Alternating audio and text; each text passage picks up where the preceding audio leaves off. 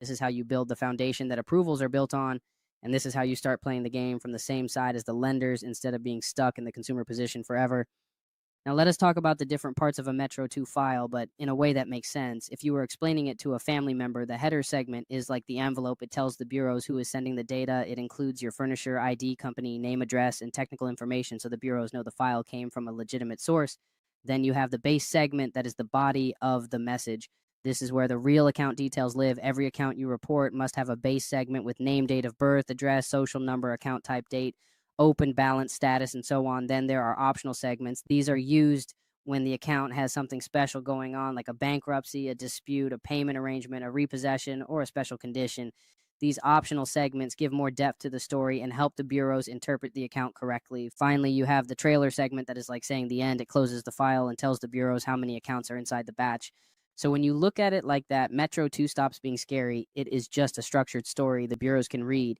You are saying, here's who I am, here's the account, here's the status, here's the proof that I know how to format this correctly, and here's the end of my batch. And once you put that together, you can suddenly see how credit is shaped because everything that shows up on your report was written in this exact structure by someone who had the ability to send Metro 2 files.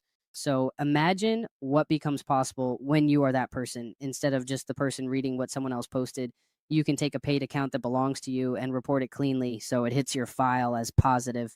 You can take a resolved account from someone who signs consent and report it cleanly as a positive trade line for them. You can build age, you can build payment patterns, you can build depth in ways that most consumers do not even know exist because they do not see behind the curtain. And this is where the outcomes get real. If you want higher credit limits, you need depth. Metro 2 gives you that.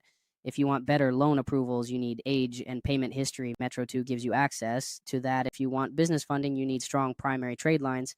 Metro 2 gives you the to create those instead of buying them from someone else. If you want predictable score growth, Metro 2 lets you systematically build it instead of guessing and hoping.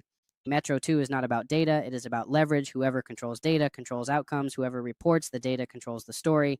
And whoever controls the story controls the score. That is why every bank in the world reports using Metro 2. And that is why data furnishers who understand Metro 2 always end up with stronger credit files than people who depend on outsiders. So if you take nothing else from this conversation, take this Metro 2 is not a technical system, it is a power system. And when you learn how it works, you gain the power to build credit from nothing, fix credit that is broken, and create credit that lenders actually respect. And once you start seeing the credit system from the inside, not the outside, you start making decisions that change your entire financial life.